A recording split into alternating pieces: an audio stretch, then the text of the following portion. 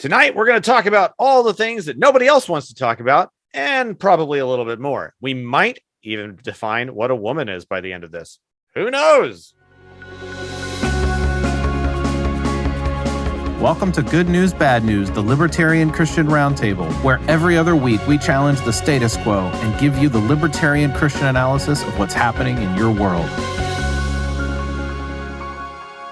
Welcome back to Good News, Bad News, the Libertarian Christian Roundtable. We've got a great show for you tonight. I am joined by the regular crew. As you know, I'm Dr. Norman Horn, president of LCI. We also have Miss Kerry Baldwin over here. We have Mr. Sepulveda at the bottom right, and our very own Matthew Bellis and his legendary strawberries. We've got a lot of stuff to talk about tonight. But first, I think we have to launch right into the most important thing of the night, which is what nobody wants to talk about. Matt, what are those things? Yeah, exactly. There's quite a few things out there in the news today that nobody wants to talk about because there are more spicy things to speak about, well, it was for a long time there, the Johnny Depp trial. And now that was it. Yeah. Still dealing with Uvalde and now guns and Matthew McConaughey and all that kind of stuff and his take on guns. But frankly, it makes me sad. All right. It makes me sad that, there are some things that maybe we should actually celebrate, such as the fact that Nancy Pelosi's husband, only 3 days after he was charged with dangerous driving and drunkenness, all of his charges were dropped. So, hey, that's a win for him. Yay, good job. Good job. And also, we should probably be talking about, because nobody else will, the fact that, at the Attorney U.S. office, there is a former congressman who has been held for election fraud charges. And so, I'm not going to tell you what party that was really for. I'll just let you guess on what one that might be. And we also have another interesting one where, frankly, a gentleman by the name of Michael Sussman is in a trial, and it's having to do with Hillary Clinton. I mean, who talks about her anymore? And a Russia thing, and in election stuff, and January 6th. None of that stuff really actually matters. Yeah. So please focus on Gay Pride Month, please. Thank you. Yeah, it's pretty interesting to consider. I saw something earlier today where that the same companies that feel that it's that they should be saying Happy Holidays rather than Merry Christmas because, well, they aren't sure what other people are celebrating out there, are reorganizing their entire marketing campaign for a month, in a month that is not even their biggest shopping month of the year, around Pride Month, which like, okay, come on, guys. Even as Christians, we can accept the fact that, like, we want people to be able to live the way that they want, but we also want them to come to a knowledge of Christ. Yes. And so this is just loathsome, as we've been speaking earlier, to see this, the way this goes. Even the humble strawberry knows it's only got about 2 weeks out of the year to really make itself known. So let's take a lesson from the humble strawberry, folks. Before it gets eaten. Wow. Who knew that was where that was going to go? All right. Well, perhaps more akin to a real news item right now, something that people are talking a lot about and are very concerned about, especially for just the everyday American and everyday world-going person at this point, is inflation. All of us are now becoming very well aware, whether we are looking at the shortages of food in a grocery store or the astronomical gas prices that are now present. Still going up. Yep, mm-hmm. Still going up, and it seems like it's every other day it's up another 10 cents. So we're up even here in Missouri, we're at like $4.50 or more a gallon. Crazy, but inflation is now officially here to stay because Janie told us so. Now is going to be my new name for her. Janet Yellen for the uninitiated. Janet Yellen says, and I'm going to share my screen here for a second. But Janet Yellen is now saying that inflation is going to stay high, and even the Biden administration is going to up their forecast, which, oh yes, the conservative estimate of 4.7% this year, not good enough for that budget proposal. We're talking more like in the 8+% range. I'll tell you what, like, I don't think there has ever been a single year in my lifetime where we have seen 8% inflation. Now, obviously, we're not in hyperinflation mode or something like that, and I'm not going to tell you that that's what's going to happen. I'm not going to scaremonger that kind of weirdness, but this is still crazy, guys. And, well, you know, here's the thing. Go ahead. Well, here's the thing that people need to remember this, though, especially the conservatives out there, is that this is not some sort of like Biden-esque, you know, crisis that he created, okay? He just perpetuated the policy that started with Trump. All right.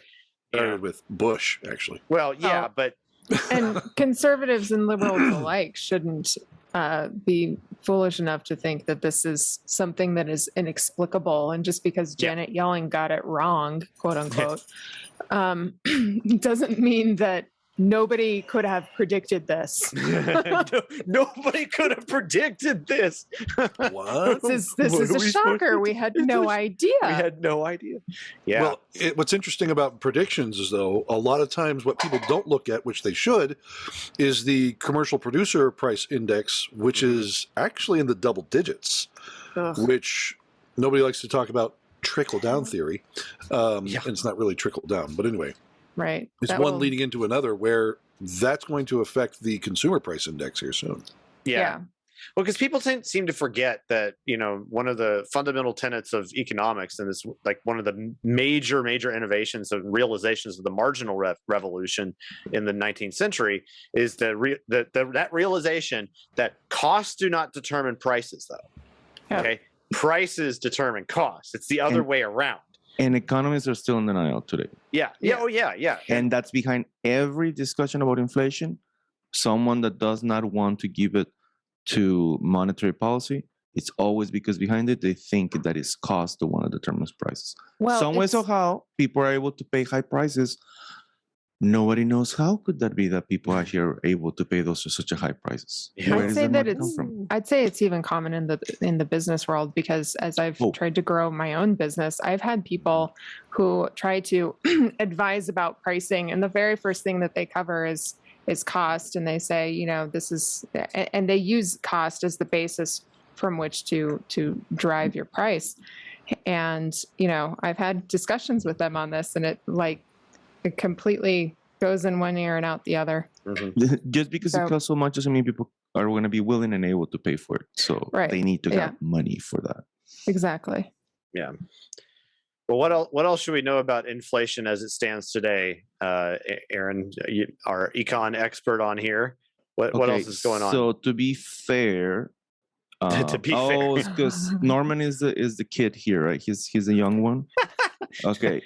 Most people don't know that I'm the youngest guy here. I know it's just unthinkable considering I have the most gray of all of us. But you know, that's just my kid's fault, though. When I was born, January 1982, inflation was at a rate of 8 point. This is the highest. Oh, well. Thanks to the fact that I was born, inflation came down from 8% down. Thank you. Yeah, I don't know. Thank you, Aaron. You the baby Keynesian. You consumed just everything. He graced us with his presence. Ronald Reagan heard that you were being born and said, we got to do something. Productivity started to increase. Monetary policy got better. I mean, they took your advice at an early age. It was your birthday gift from the universe. It's just facts. I'm not saying correlation is causation, but more than likely it is. I'm not offering an interpretation. Facts don't care about your feelings.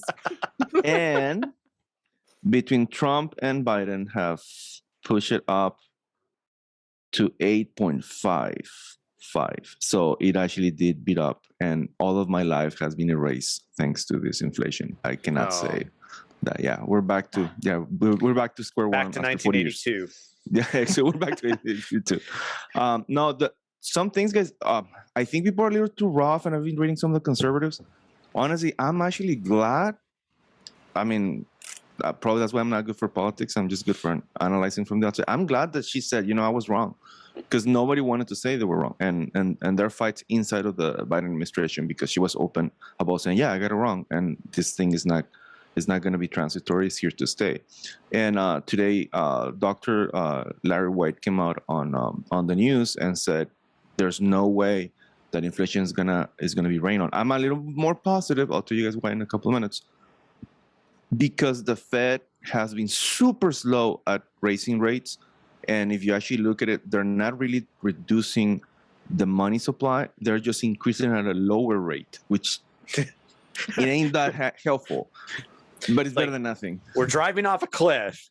Yeah, so instead of stopping and reversing direction, it's like, if we just go slower, we won't fall off. March, they're like Republicans. There you go. That's exactly what it is. Put less gas in the tank and we'll be okay. And so it's from March to April, inflation went down from 8.55 to 8.22. So at this rate, we ain't gonna go down to like 8 anytime soon. So yeah, it is a little bit over the top. The Fed is super slow, which we'll kind of expected that we're going to be slow, not that slow. So we are here for a long while. I'm a little bit more positive because there's a high demand for dollars all throughout the world, which means whatever imports we get, if the Biden administration finally gets rid of tariffs, that's the only hope, by the way. Just so you guys know that there is a bill right now saying that we have to get rid of almost all tariffs. Coming from the Democrats, by the way. Oh, really? Yes. They kind of figure that. I mean, they have a bunch of other garbage. It's kind of like pork. They come up with some good ideas and then just a bunch of garbage in the bottom. But one of those ones is you have to get rid of tariffs because they're going to push up prices no matter what. And so if you get rid of tariffs, that could actually help out a lot. And there's a lot of demand for US dollars, which means foreigners are going to be giving us their stuff a lot cheaper because they desperately want our dollars. That's my hope. But if the Fed continues to grow the money supply regardless, well, then, it would just match the high demand and we will still be in a high inflation situation. But I'm trying to stay positive. I will say there is something positive, though, about what you said, is that the Fed is acting slowly. And as I have grown in years and experience well beyond Norman Horn. Oh, yeah. Well beyond. Definitely. We all definitely. Well beyond. No, but as I've grown, I've come to realize that more than anything, not even more, but alongside of good financial policy and good economics, consumers want more than anything is stability. Mm-hmm. And so if you're going to have a Fed who's going to control these dollars, you want them to act very slowly and deliberately whenever they do these things so that it's not such a jolt.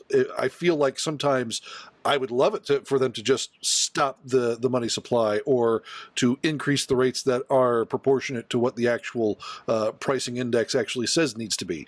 But the fact that they move slowly could actually be of help and allow people to conform to these issues and start to move more to a positive era or area rather than just immediately shutting off the lights and closing up shop, because those kinds of shocks can reverberate into a lot of negative aspects, I think. You mean like all the negative shocks from 2020? Well, that's a prime example, I think, of that type of immediate move in a marketplace where it was definitely negative and you could just see it, but it was just the instability of the market that really just kind of exposed a lot of the problems.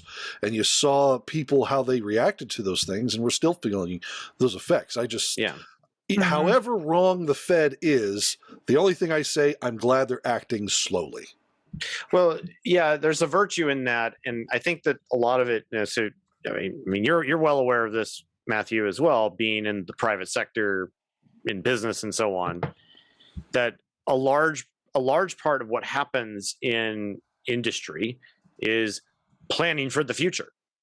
And you can't really plan for the future if there is this, I mean, we try our best to try at least to give, some type of forecasting with respect to what do we expect the market to do in response to the types of things that the goods and services that I introduce into the marketplace. Yeah. But if I have an unpredictable regulatory structure, then it's entirely possible that any plan that I might try to execute on will be thrown into the fireplace and burned into smithereens in just like instantaneously. And I could regale you with stories about how this affects, all type, every single business I've ever been in. It's just the way that it pans out. There's a whole continent of Africa that has dealt with high regulation in their individual economies, and it's hard to grow investment in those certain Central and Western African countries just because the regulatory atmosphere is so unstable. And so people want, more than anything, really just stability in economy so that they can plan. So, Yeah. By the way, guys, openly and as we go along, I'm going to declare that I have changed my position. Yes, inflation is going to continue to grow because consumption spending before the pandemic was maximum on annualized basis 5%. Okay, on average, increases of 5% max, like literally just consumption spending. Okay. For the last 2 years, it has gone to 17%, 14% increases, Wow. 27% increases, because there's so much money in the hands of consumers that we actually go out and actually pay the high prices. Mm-hmm. Like now net consumption expenditures then. Yes, they're really, really high, and we continue to increase them at very high rates. I'm talking about annualized basis. You can divide it by 4, by 12 if you wish, but nothing compares to like maximum 5, usually 3-4% per month an annualized basis, and now we're talking about 27%, sometimes 11%, 7%. They're really, really high. We're spending a lot of money on consumption, and that just has to do with the fact that consumers, there's regular families. I mean, for good, there is a lot of money, a lot of income, but that we don't have the supply chains to catch up to such a speed. Actually, we were doing some analysis, and production is almost the same as it's supposed to be. Let's say there was no pandemic. We were supposed to be at this production. Well, how come there's such a high inflation? Because the rest is just a bunch of spending of money that the government created. That's fascinating. Well, so are you saying that people are buying more stuff than they were before the pandemic? No. Oh, no, they're spending more money. So this is why we said net. Okay. Yeah. I just wanted spending to more money. that. Yeah. And they're buying pretty much the same stuff. Mm-hmm. Got it. And we don't have the supply chains of before. I would love to see that graph alongside of a consumer confidence index as well to see the differences between those two. It depends on how you define confidence at that point, but it makes sense because this is, for one, people did decrease their expenditures through the pandemic, through those months and up to 2 years. But, and now we're seeing kind of the shift away from that. But, the issue being that now that there's been all this, there was a whole lot of money just sort of thrown into the economy, which, in many respects went straight to savings. Like the first 2 months only. Yeah. Right after that, boom, immediately funnel out into spending. Mm-hmm. So those 2 months were important, obviously, right? But sure, I learned this lesson of inflation and too much money in the economy from DuckTales. So that's right. Yeah, I remember that. Remember that episode where they ring the bell and all the coins start popping out everywhere, and all of a sudden ice cream cones cost like $1 million? It kind of is because. It kind of is because you can say that right now the money is in somewhat of circulation. The problem in 2008 is that it was not in circulation because the new money would just go to big financial institutions. The new money now, because of fiscal expansion, actually did go into families, which then again, oddly enough, it's not too bad because now we can see it right away instead of creating a bunch of malinvestments in the financial sector in the background. And then after 2008, how come we got into this trouble? But now we can see it right away. So oddly enough, it's not bad because we can see the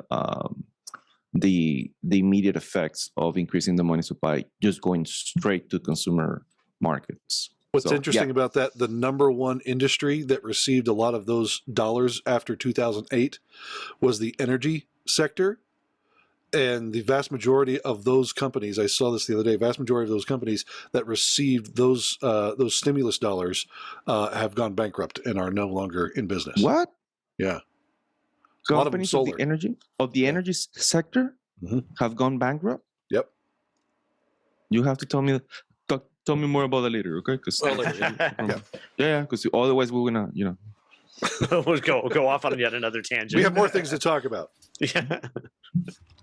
All right. Well, so that's really interesting. I think it's also kind of worthy to close that off with, the policies that we see now do reverberate into the future like this, and like we said, that businesses need they have to plan, and it's in fact it's the only way to actually increase prosperity overall is to increase your savings rate so that the structure of production can extend, thereby and the only way you can do that is through effective planning. So it just goes to show that and this is, you can look anywhere in the regulatory literature that is written. It's like that when regulations are low and stable, that you will be able to have better planning and more prosperity as a result. And anyway, that's perhaps that's one way we can kind of action that into being here for a second with ourselves, is that learning about that type of information is really important regardless of who you are. And so keep learning your economics, guys. Read up on Mises and read up on and on others. Hayek. Yep, on Hayek. Yep. So okay, so here's something else that we have encountered that we're actually pretty excited about. It's kind of referring to Mises. In fact, is that we're actually kind of interested to see what is about to happen with none other than the Libertarian Party. Now, we have to point out from the beginning here that, of course, we're a 501c3 organization. The Libertarian Christian Institute is interested in libertarian philosophy and principles, and we're not endorsing any party whatsoever. However, the balloons. Yeah. Can we have a balloons caucus? Oh, inflation. That's for inflation. Yeah.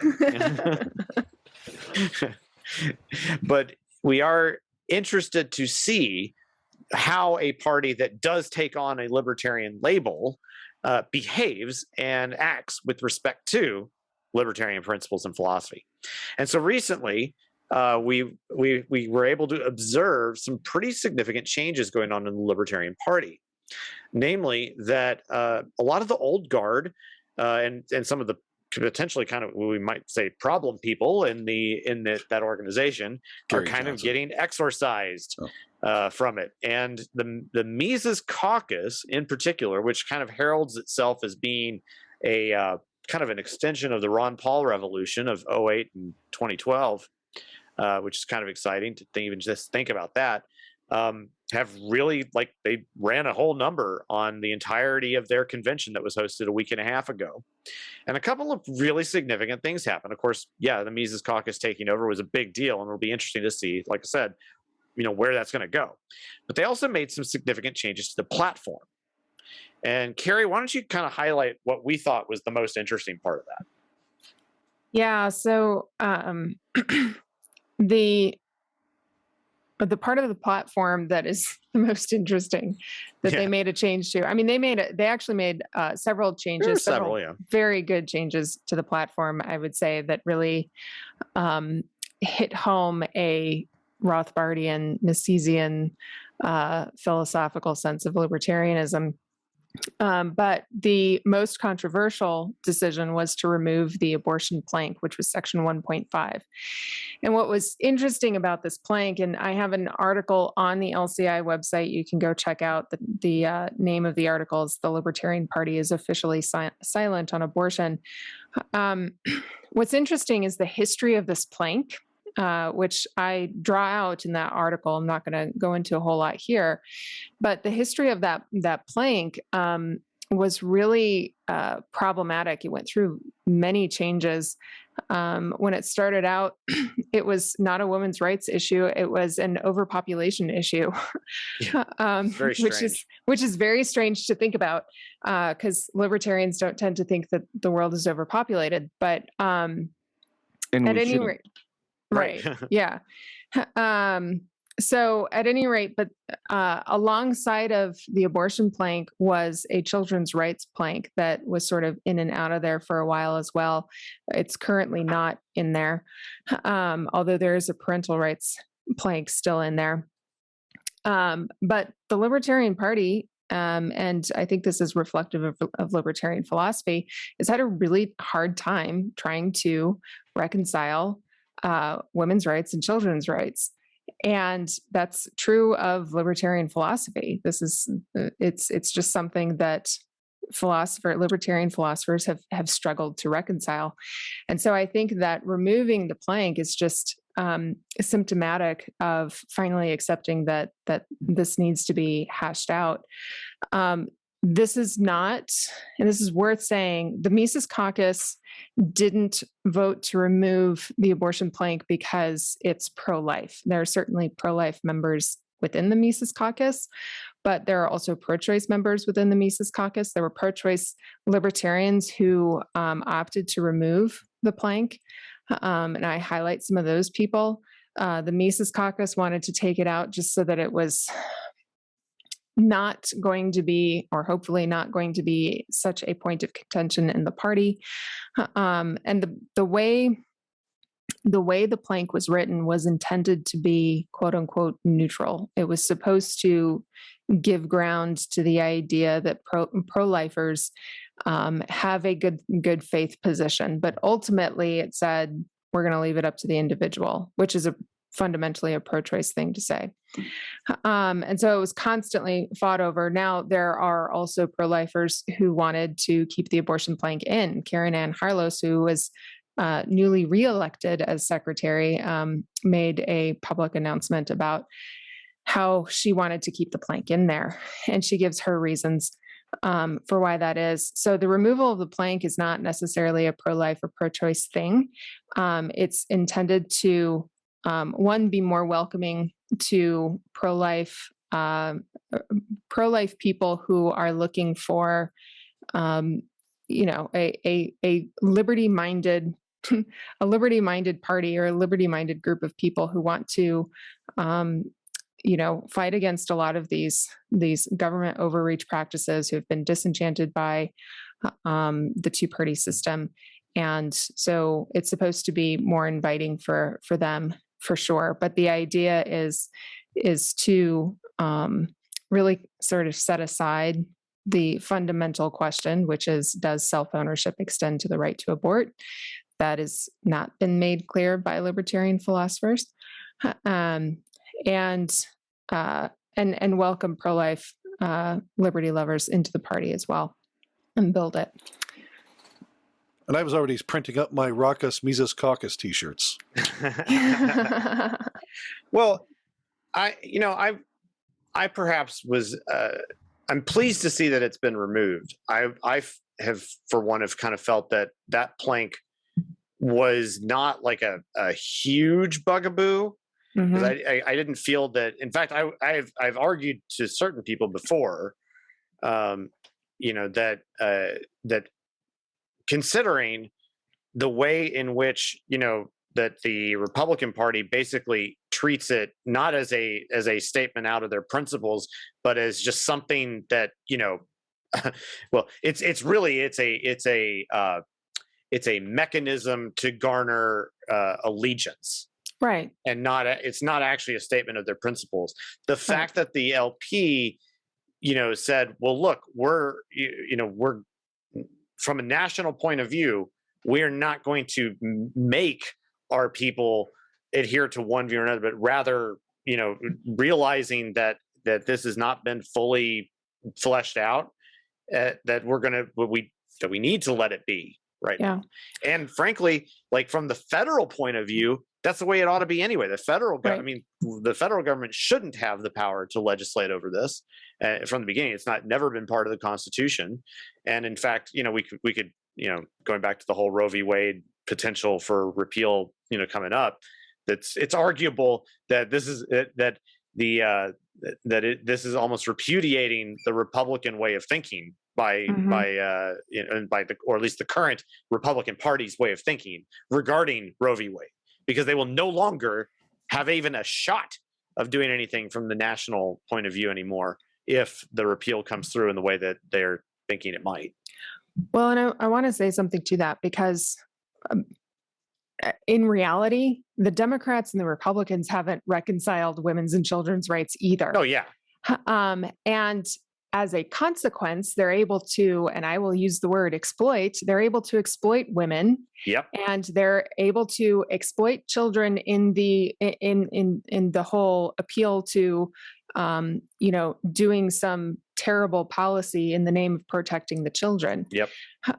So it's very exploitative, and the Democrats do it and the Republicans do it.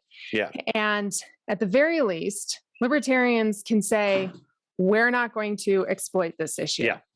And that's a positive, absolutely a positive. Now, I did say in my article that we can't remain silent on the issue. We can't just leave the question of women's and children's rights hanging in the balance. We can't claim to have a philosophy that fundamentally says that our rights are inherent and not bequeathed to us by anyone, and not understand how this works for 2/3 of humanity. So the libertarian philosophers do need to work this out. But at the moment, I think the best thing to do is to keep it off the platform and to acknowledge we haven't figured it out yet, and that's fine. Well, or just it's not complete. Mm-hmm. There are varying arguments on, your debate with Walter Block, kind of explained from a couple of years ago, the pre-COVID era, Kerry. Right. Only slightly. That was December of 2019. Yeah. True. But even in that debate, it's obvious that it's not an issue that has been just fully settled, but on some level, when do we consider something to be truly settled? Right. That in and of itself could be up for debate. So I think that having it is crucial that we get a more unified and comprehensive look at it. Right. And I'm really proud of you for going at it. Yes. Well, you were talking about the philosophy of understanding rights for women and children. We haven't really even gotten there yet, because we don't even know what a woman is yet. Yeah, and that fortunately there are answers coming, because what a great segue into our final thing we wanted to mention here. You may or may not be aware, but the question of what is a woman is kind of important these days, and in fact is the subject of a new documentary by a guy that we're not always a fan of, but we like what he did here. And that is Matt Walsh's new documentary with the Daily Wire as, I guess, the producing company, called "What is a Woman?" And it's actually pretty good. I'm pretty sure that we've had even written some articles that appeared on LCI that have talked about stuff that Walsh has said that we have not been very keen on, with regards to certain cultural things that he's attacked, and or at least in the way he's discussed it. Plus, he's too Catholic. Is he really? I didn't even know he was Catholic. He's Roman Catholic, yeah. Oh, I didn't know that. But in as much as these gender identity issues are concerned these days, which are quite at the forefront of a lot of people's thinking, there's no question in our minds on where that issue comes down overall. And so a documentary like this, where really what he does is he goes and interviews a lot of people who are proponents of transgenderism and so on and so forth, and transitioning over from one gender to another and so on and so forth, especially for kids, and lets them for kids, and basically what he does is, by interviewing these people, he lets them hang themselves on their own petard. And it's pretty great in a lot of ways. Yeah, it's not perfect.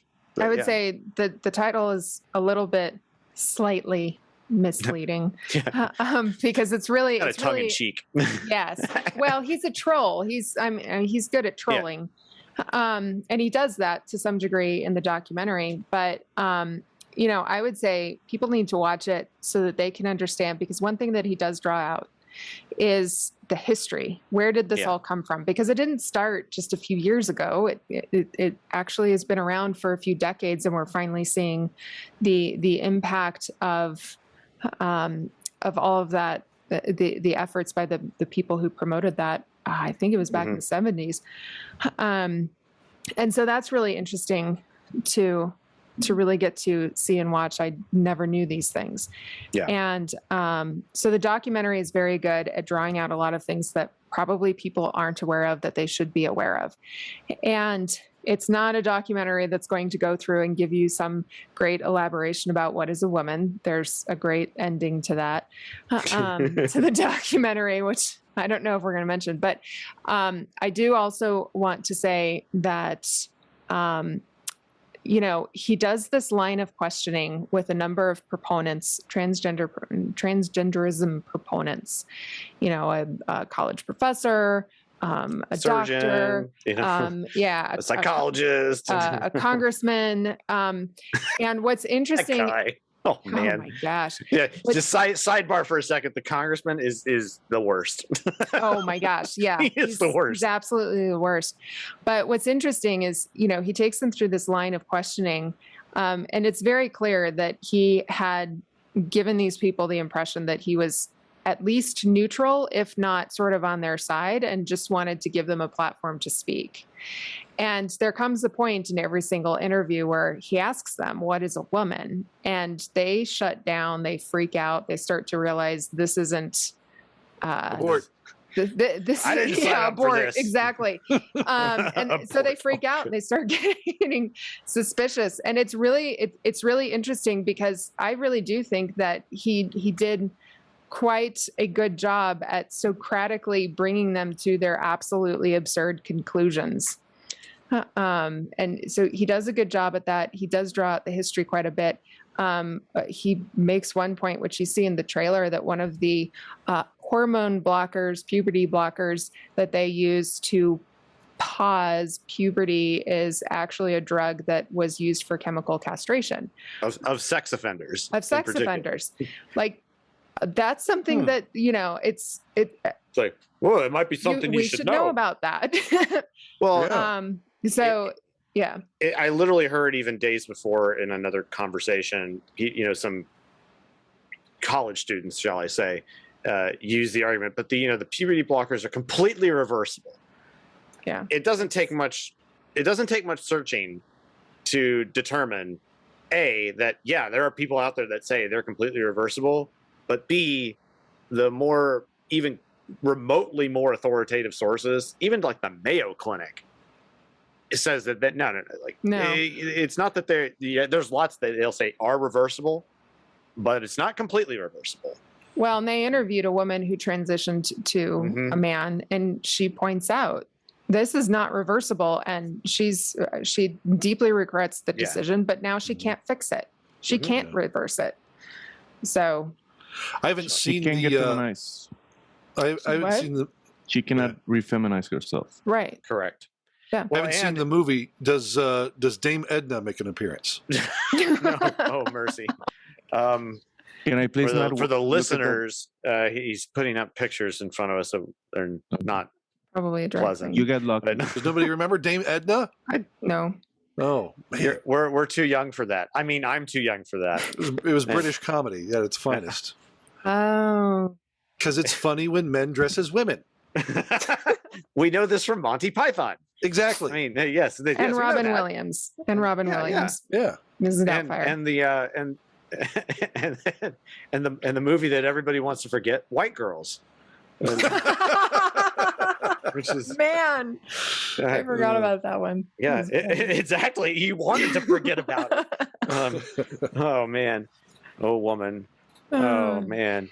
No, but anyway, what was I going to say? Oh yeah, regarding the gentleman, the person who transitioned, something this person notes, and I just like it stuck in my mind just because like I was, because I pay attention to stuff with regards to chemistry and things as well. And he talks about, and the other reason I paid attention to this is because I'm in the business of infection control these days. He talks about how he's very prone to infections.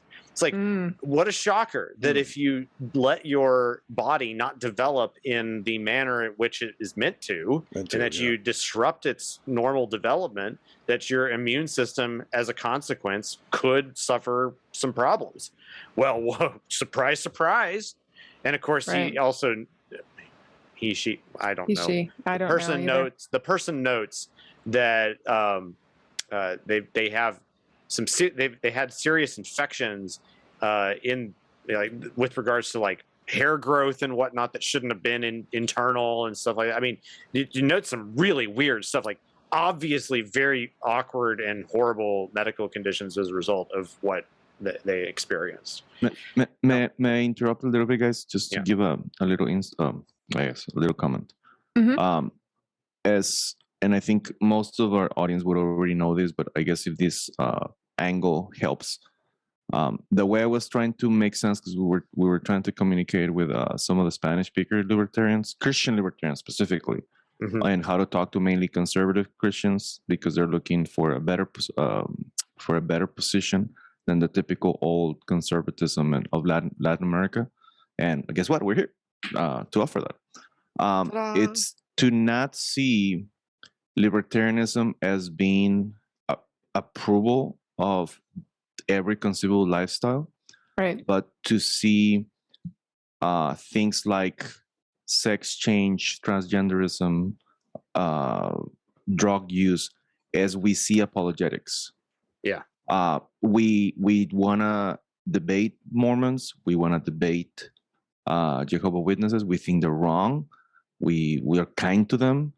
We tell them what we think, but we don't want to make their practices illegal. And if we actually move and we want to help them out, which is probably the most important part of all, every single issue such as transgenderism and drug use or whatever you can think of that maybe looks like libertarianism would actually push you to support, it's not support. It's actually just move away from trying to make it illegal to be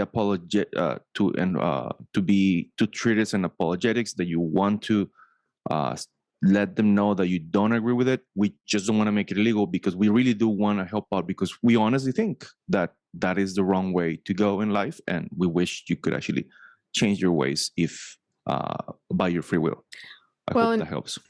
Yeah, it's helpful. And one thing that I think is sort of the knee-jerk reaction, especially from conservatives and potentially even Matt Walsh, is the tendency to want to crack down and make these things illegal. The difficult point, and this goes back to my point about children's rights, is, does a child have a right to want to transition or to have a transition or whatnot? That's really going to be a point that libertarians will have to address, because if children don't have that right, then something needs to be said. If children do have that right, something needs to be said. But it's not just the unfortunate issue about this whole transgenderism thing is that it's not just a lifestyle choice for an adult. Like that was certainly the case with homosexuality. That was mostly an adult issue. Yeah. This is not an adult issue now. It is involving children, and there is a question about what sort of say a child has over their body in that way, what sort of say a parent has over their child's body in that way. And that is not clear as far as the philosophy is concerned. Where a lot of people, I think, go wrong whenever trying to understand libertarianism, they mistake it for libertinism. Mm-hmm. Yeah. And it's very much a completely separate philosophy that is not at all, I would say, supported by libertarianism, which is just on the principles of non-aggression. Right. they've forgotten that that a libertini is a type of cocktail that I invented a few years ago. But by the way, I'm going to try that. Yeah. guys, a shout out to Brit Paul, one of our followers in Twitter, because she was the one that actually kind of started the exact same discussion that Matthew just said. Is just because we're libertarians doesn't mean we're libertines. Yeah. We can just say that should be decriminalized, but doesn't mean that we support it in any conceivable way. And thank you for reminding us that. And that's what made me thought about it. We need to figure out a way, and it's in the book as well. It's in we actually, and we do address this both on the website and in our book, Faith Seeking Freedom. Get it today. I will add that even the new LP chair has pointed out that exact same distinction when it came to sex work. She said, yes, we're interested in decriminalizing it, but we're not going to be glorifying it. Those are two different things. It's the difference between live and let live and you do you, man. Yeah, it's all good. No, it's not all good. It's not all good. It's not all good. Yes. Yeah. Hey, I want to close out the conversation there with a bit of additional kind of criticism on the documentary itself, because and we may talk about this more even on the website if we go and review it. Kerry and I have been talking a little bit about writing something up like that, but most notable to me is that I think that like the documentary itself, that in as much as its primary purpose is concerned, it kind of accomplishes it, which is to present this question, what is a woman, to the transgender community or the advocates, and demonstrate that their philosophy is incoherent. Right. And that strength happens to also have a little bit of a limitation upon it, though, in that it doesn't actually get all that deep in certain areas. And so I'll just make one little note here, and with this discussion, for instance, regarding the puberty blocker Lupron, which is noted in the film, being again a chemical guy and having some manner of training in this regard, the thing that came to mind to me was like, well, is there a chemical engineer in the house? Yeah. So the thing that came to mind to me almost immediately was like, well, surely there's more than just one of these. And, so maybe Lupron I believe you when they say this is exactly what it does. And it's like, but are there others? Right. And as a result, I think that by kind of keeping it at that high level and almost keeping it in the sense that was about as gotcha a question as was asked in the entire film, pretty much, or at least that was recorded. And I felt kind of like that, if I were to walk out of this, having watched this documentary, get into a discussion with somebody, make this argument about Lupron or something like that, and then find out immediately is like, oh, well, there's 3 other different classes of puberty blockers that operate differently and don't have negative effects like this. Well, then I wouldn't have an answer at all, would I? Well, and that's just a limitation of what you get out of this. So I think it kind of keep in mind that those are the types of things you want. I mean, in any case, any kind of documentary like this, you should be asking yourself questions such as these in order to try and delve a little deeper. And so because that's what I did. I ended up going, it's like, okay, I got to go down this rabbit hole a little bit. I discovered that like, oh, there are 3 other types of puberty blockers, in fact, and I didn't delve deep enough to find out whether they all behave in exactly the same way, whether they're just trade names, whether this, what's the platform, how are they synthesized, what are the studies? I don't have time for all that, but at the very least, they do exist, guys. So you have to be careful with that. And to that extent, I think that it's good to watch. Just keep those things in mind and don't leave stones unturned. Yeah. But yeah, that's my story. I'm sticking to it. So good work. Yeah. But we do think it's worth, at least I think it's worth watching. Kerry thinks it's worth watching. These other 2 guys haven't watched it yet. So, we're working on them. Watch it. But I don't like spending money on things. Yeah. Well, I would also recommend, if Matt Walsh, if you happen to ever watch this, I hope that you release all of those full interviews on YouTube so that you can, squelch the people who are going to say like that you did selective editing. So on. Yeah. Well, that would be another thing. There was an obvious selective editing with the college professor where they time lapsed his.